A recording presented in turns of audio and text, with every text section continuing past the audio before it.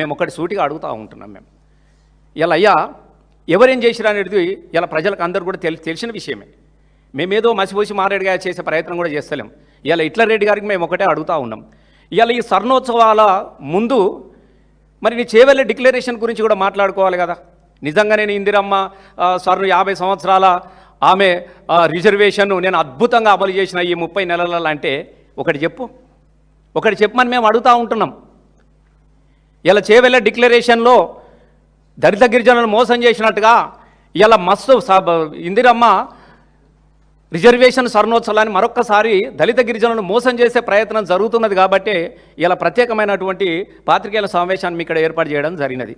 ఇది చాలా బాధపడాల్సినటువంటి విషయం, చాలా దుఃఖపడాల్సినటువంటి విషయం. ఇలా ప్రతి హరిజన గిరిజన బిడ్డ మళ్ళీ ప్రశ్నించాల్సినటువంటి విషయాన్ని ఇలా మనం గుర్తుపెట్టుకోవాలి. ఏం చెప్పారు మీరు? చాలా విషయాలు చెప్పినారు. ఇక మామూలు కాదు, మాతోని కాదని చెప్పేసి ఆ పెద్ద మనిషిని ముసలాయన కూడా పట్టుకొచ్చారు. మా వాళ్ళు దొంగలు ఏమైనా చేయకపోతే ఆఖరికి నేనే వస్తా చూడన్నటువంటి మాటలు కూడా చాలా మాట్లాడారు. ఇలా మేము కూడా దానిలో ఏ ఒక్కటన్నా అమలు పరిచినప్పుడు ఇగో ఇందిరమ్మ గిది చెప్పినది ఈ 50 సంవత్సరాల కాలంలో గిది జరిగింది, ఈ 30 నెలల్లో మేము గిది చేసినామని చెప్పేసి చెప్పుకోవడానికి ఒకటన్నా ఉండాలి కదా. ఎంత మోసం చేస్తారు మీరు? ఇలా మీరు చాలా విషయాలు చెప్పినారు గిరిజనుల పట్ల కూడా. ఇందాక ఇక మా అన్న వాళ్ళు చెప్పినారు రిజర్వేషన్ ఇచ్చిందో అన్నారు. మరి నువ్వేమన్నావు? 12% రిజర్వేషన్ ఇస్తా మా గిరిజనుల బిడ్డలకు.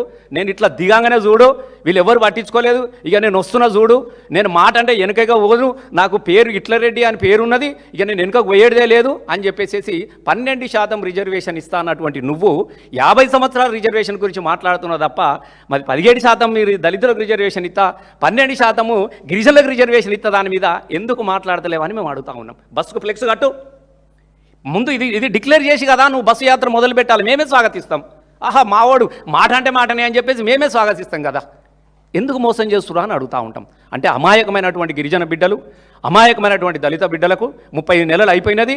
ఇక 30 నెలలు అయితే నాది అయిపోతుంది కాబట్టి ఇక ఈ 30 నెలలను నేను ఏమన్నా చేసుకోవాలన్నటువంటి ఆలోచనతోని ఎన్నిసార్లు మోసం చేస్తావని అడుగుతా ఉన్నాం. దుఃఖం వస్తూ ఉన్నదన్న, సిగ్గుందా? ఎవడైతే బస్సు యాత్రలో బస్సు ఎక్కి ఇక మన రేవంత్ రెడ్డి గారు ఫోటో పెట్టుకొని ఇందిరమ్మ ఫోటో పెట్టుకొని ఇక ఉరికి వస్తామన్నటువంటి సిగ్గుందా అని అడుగుతున్నా. వాళ్ళ శాసన సభ్యులే కావచ్చు, మంత్రి అయితే ఇట్లా లేనేలేడు. వీళ్ళు మనుషులాగా గుర్తిస్తలేరా నాయన? మీరు అది గుర్తుపెట్టుకోండి. నీ హక్కులు పాడుగాను ముందు రిజర్వేషన్ ఫలాలైతే మరి ఇదే మంత్రివర్గంలో నీ రిజర్వేషన్ ఎందుకు లేదని అడుగుతున్నాం మేము. మా గిరిజన రిజర్వేషన్ ఎందుకు లేదు? ఇందిరమ్మ రిజర్వేషన్లో గిరిజనులకు ప్రాధాన్యత ఇయ్యద్దని చెప్పిందా? 50 సంవత్సరాల తర్వాత కూడా మా గిరిజనులు మా దర్శనం మీకు ఓట్లేసే యంత్రాలా అని అడుగుతున్నాం మేము. ఎందుకు ఉండద్దు హక్కు అని అడుగుతా ఉన్నాం. ఇలా మంత్రివర్గంలో ఇంతకన్నా సిగ్గు చేయటనే విషయం ఇంకోటి లేదు. సిగ్గు సిగ్గు సిగ్గు సిగ్గు సిగ్గు తలదించుకోవాలి. ఇలా మా గిరిజనులకు ఆత్మగౌరవం ఉంటే జల్ జమీన్ జంగిల్ అమర్ అన్నటువంటి నా కొమరం భీం వారసత్వం మేము అక్కడ ఉన్నట్టుంటే, నా సేవలాల్ మహారాజ్ స్ఫూర్తి కనుక మీకు ఉన్నట్టుంటే గాంధీ భవన్ నుంచి బస్సు బయటకు ఎట్లా పోతుందో నిలదీయండి. మంత్రివర్గంలో మా ప్రస్థానం ఏదని అడగాలి కదా. నువ్వు కనీసం మంత్రివర్గంలో గిరిజనులను కుర్చీ మీద కూర్చుండబెట్టేటువంటి పరిస్థితిలో కూడా నేను ఓర్చుకోలేనటువంటి నువ్వు ఇక గిరిజనులు ఉద్ధరించడానికి నేను పోతా రాన్రాబాయిగా సభలు పెడతా అని చెప్పేసి మోసం చేసే ప్రయత్నం చేస్తూ ఉంటే ఎట్లా ఊరుకుంటే తెలంగాణ? రేపు ప్రశ్నించమా? మర్చిపోయినమా? నా లగచర్ల బిడ్డలను ఇందాక కవితమ్మ చెప్పినట్టుగా ఆడబిడ్డలను ఆగమాగం చేసి ఒక దుర్మార్గంగా ప్రవర్తించి బిడ్డలను, గిరిజన బిడ్డలు మా భూములు, నీ భూములు అడగలేదురా నాయన, నువ్వు గుర్తుపెట్టుకో. ఈయనట ఉద్ధరించిండట, నీ భూములు అడగలే, నువ్వు ఇస్తాననే మొత్తం ఎగ్గొట్టినావు. మా వాళ్ళు ఇల్లు కట్టుకోర్రి, అందరికి 5 లక్షలు, మీకు మాత్రం 6 లక్షలు. రండి బాబు రండి, దళితులు గిరిజనులు రండి, దళితులు రండి, లంబడోలు రండి, గోండులు రండి, రండి బాబు రండి, 6 అన్నావు. నీ 6 పీడికెళ్ళా, నీ 6 ఆగమైపోను. ఇలా వాళ్ళ ఇళ్ళను కూల్చుడు, వాళ్ళు కట్టుకున్నట్టు ఇళ్ళను కూలుస్తూ ఉంటే దుఃఖం వస్తూ ఉన్నది. ఇలా హైదరాబాద్లో ఎవరున్నారా? నీ హైడ్రా నాటకంతో ఎవరిల్లు కూలుస్తున్నావు అని అడుగుతున్నా. మూసినాథ పక్కన ఉన్నాయి నా దళిత గిరిజనులు కావా? కంటోన్మెంట్లో ఉన్నాయి నా దళిత గిరిజనులు కావా? తాత ముత్తాతలు హైదరాబాద్ అమ్ముకొని వచ్చి ఉప్పు అమ్ముకొని బతికేటోళ్ళు మా వాళ్ళు, అడవిలో గూడెలలో కట్టెలు కొట్టుకొని అమ్ముకునేటోళ్ళు మా వాళ్ళు, ఇడికి వచ్చి రిక్ష దొక్కొని బతికారు నా దళితులు, నా అన్నలు. అక్కడో ఇక్కడ ఆడింత జాగా దొరుకుని ఈడింత సుట్టపుగా జాగా పట్టుకుంటుంటే ఇలా ఎవరిల్లు కూలుస్తున్నావు? ఉన్నోని బంగ్లాలు కూలుస్తున్నావా? ఇలా ఎవరిని 10 మందిని కదిలిస్తే అలా 5గురు నా దళిత గిరిజనుల ఇండ్లే ఉన్నాయి. చిన్న చిన్న ఇండ్లు కట్టుకున్నాను. నువ్వు ఇండ్లు కట్టుడు కాదు, నువ్వు కూల్చూరు రెడ్డివి, కట్టూరు రెడ్డివి కాదు, నువ్వు కూల్చూరు రెడ్డివి. నువ్వు ఇలా గిరిజనులు ఉద్ధరిస్తా, గిరిజనులకు సంబరాలు చేస్తా అని మాట్లాడడం అనేది దాని అంతా నీచమైనటువంటి అది ఇంకొకటి లేదని చెప్పేసి మేము ప్రశ్నిస్తూ ఉన్నాం. ఏం చేసినావు నువ్వు? ఇచ్చినావు. ఇవాళ మా అన్న చెప్పిండు విదేశీ, అరే నా పిల్లలయా చదువుకుని వచ్చుకొని నా పిల్లలు గిరిజన గూడాలన్నింటినీ కూడా గోండు గూడాలన్నింటినీ కూడా ఇలా సారు గ్రామ పంచాయతీలు చేయాలి. అరే కట్టెలెత్తుకున్నటువంటి నా బిడ్డ గ్రామ పంచాయతీలో కుర్చీ మీద కుర్చీ వేసుకొని కూర్చుండాలి, వాళ్ళకు 3 సింహాల బొమ్మ రావాలి. మీరు ఏ ఊరు అంటే ఊరి పేరు చెప్పుకున్నారు తప్ప వాళ్ళ గూడెం ఏడు ఉంటుందో కూడా తెలియనటువంటి పరిస్థితి లేకుండే, అసలు లేనే లేవు, అడ్రస్సు లేవు. నువ్వే గూడెం అంటే ఈడ గ్రామ పంచాయతీ, ఈడ వాళ్ళ గూడెం ఆడ 4 ఇండ్లు, ఈడ 4 ఇండ్లు ఉన్నటువంటి పరిస్థితి నుంచి వాళ్ళకు ఆత్మ గౌరవం ఉండాలన్నటువంటి ఉద్దేశంతో మొట్టమొదటి ఈ స్వతంత్ర భారతదేశంలో నీ ఇందిరమ్మ ఏదైతే నువ్వు రిజర్వేషన్ చెప్పుకున్నావో ఆ రిజర్వేషన్ ఫలాలు ఇప్పటి వరకు తెలంగాణ రాష్ట్రం వచ్చేదాకా వాళ్ళకు ఉన్నాయా అని నేను అడుగుతా ఉన్నా. నిజంగానే వాళ్ళకి రిజర్వేషన్ ఫలాలు ఉంటే వాళ్ళకు కూడా సొంత గ్రామ పంచాయతీలు ఉండాలి కదా, వాళ్ళకు కూడా ఆత్మగౌరవం ఉండాలి కదా. మరి మీరు ఆలోచించిర్రా? ఇందిరమ్మ 50 సంవత్సరాల కాలంలో ఎన్ని గిరిజన గూడాలను మీరు గ్రామ పంచాయతీలు చేసినా మేము అడుగుతూ ఉంటున్నాం. ఇలా గూడెం చదువు రావాలి, మా పిల్లలు గొప్పగా చదువుకోవాలి, అంబేద్కర్ ఆశయాన్ని విస్తరించాలన్నటువంటి ఆలోచన చేసి ఇలా లంబాడి గూడాలల్లా మా గిరిజన గూడాలల్లా బడులు కడుతూ ఉంటే రేపో మాపో మొత్తం మూసేస్తాడట ఏకోపాధ్యాయులే.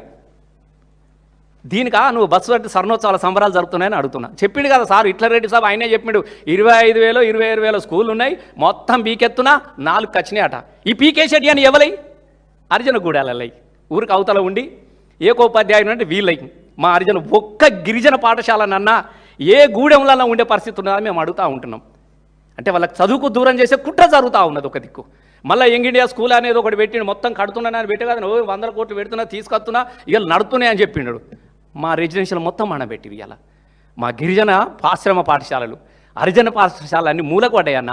ఒకప్పుడు సీటు కావాలంటే మేము ఎమ్మెల్యేలుగా ఉన్నప్పుడు మా దగ్గరకు వచ్చేవాళ్ళు, సార్ నా కొడుకు సీటీపీ సార్ అనలా, నా కొడుకు సీటీపీ అండి సార్ అని చెప్పేసి మా పిల్లలు గొప్పగా చదివి ఇంటికి వచ్చి ఇంగ్లీష్ మాట్లాడుతూ ఉంటే మా గిరిజన దళిత గిల్ల తల్లులు పులకించిపోయేది. ఇలా పొమ్మంటే చాలు, అమ్మ నా కడుపునొస్తుంది నేను పోనే ఆ స్కూల్కు. మా పిల్లలు రెసిడెన్షియల్కి పంపిస్తే ఒక్కరోజు ఉండలేనటువంటి దుర్మార్గమైన పరిస్థితి ఉన్నది. కేసీఆర్ గారు నడిపినప్పుడు రెసిడెన్షియల్ పాఠశాలలల్లా నువ్వు కొత్త పెట్టవరా నాయన, అన్ని ఉత్తముచ్చట్లుగా పెడుతున్నా, మండలానికి కోడి పెడుతున్నా, ఊరికి పెడుతున్నా, అన్ని ఉత్తముచ్చట్లు ఇక అన్నీ చెప్పినట్టుగానే ఇంట్లో కూడా చెప్పినాడు. మేము దాని గురించి అనలేదు, కానీ ఒక్క గిరిజన మండలంలల్లా ఎక్కడ ఇలా పిల్లలు చదువుకోలేనటువంటి పరిస్థితి ఉన్నది నీ చక్కదానానికి. అరే నువ్వు స్కూల్ పోతే పోయిరా, స్కూల్ తీసేస్తా అంటున్నావు. దాన్ని చివరికి నిజంగా చెప్తా ఉన్నా, నేను ఇలా ఈ సందర్భంగా కేసీఆర్ గారికి ఒక దళిత బిడ్డగా నేను చేతులెత్తి నమస్కరిస్తూ ఉన్నా. ఇలా నా బిడ్డలు మా తరం నుంచి 2014 తర్వాత వచ్చిన తర్వాత మొన్న మేము అమెరికాకు పోయినాం. నేను నిజంగా చెప్తా ఉన్నా, మేము నల్లగొండ వెళ్ళినాం. ఇక్కడ కిషోర్ ఉన్నాడు, ఏదో కిషోర్ ఉన్నాడని నేను ముఖశుద్ధి కోసం చెప్తలేను. వాళ్ళ ఊర్లో ఒక మధు అనే తమ్ముడు ఉంటాడు. అన్న కిషోర్ అన్న దగ్గరికి పోతే నాకు అంబేద్కర్ స్కాలర్షిప్ ఇచ్చింట అన్న, నేను ఇలా చదువుకున్నా, బ్రహ్మాండానికి ఉద్యోగం చేస్తున్నానన్న. న్యూజిలాండ్లో నేను బతుకమ్మ పండుగ పోతే చెప్పిండు, నేను ఏంటంటే నంబర్ ఇచ్చిన తమ్మునికి మాట్లాడమని చెప్పిన. ఇలా అమెరికా పోతే మామూలు గుర్తు చేస్తున్నారు, అన్న ఇక మేము మీ స్కాలర్షిప్ ద్వారా ఇక్కడికి వచ్చినమే అని. నేను మొన్న ఆస్ట్రేలియా పోతే అన్న నువ్వే ఇప్పించినావు అని అంటూ ఉన్నారు. ఇలా ఎక్కడికి పోయినా కూడా ప్రపంచ దేశాలల్లా ఇలా మా దళిత గిరిజన బిడ్డలు మీరు ఇచ్చినటువంటి స్కాలర్షిప్లతోని మేము చదువుకొని బ్రహ్మాండంగా అమెరికాలో సెటిల్ అయిపోయినాం, లండన్లో సెటిల్ అయిపోయినాం, న్యూజిలాండ్లో సెటిల్ అయిపోయినాం, ఆస్ట్రేలియాలో సెటిల్ అయిపోయినామని గొప్పగా చెప్పుకున్నటువంటి పరిస్థితి ఇలా ఎక్కడ పోయినా మనకు కనబడుతూ ఉంటుంది. నేను నిజంగా చెప్తున్నా, తెలంగాణ రాకముందు ఎంతమంది హరిజన గిరిజన బిడ్డలు విదేశాలలో చదువుకున్నారు, వచ్చిన తర్వాత ఇలా ఈ 3 నెలల కాలంలో ఒక్కని పేరు చెప్పు. ఇక నేను చెప్తున్న పాటు రాసి ఇస్తా, నీకు రాసి ఇస్తా. ఇక్కడ ఎంతమంది బిడ్డలు ఇలా విదేశాలకు వెళ్ళిరాను.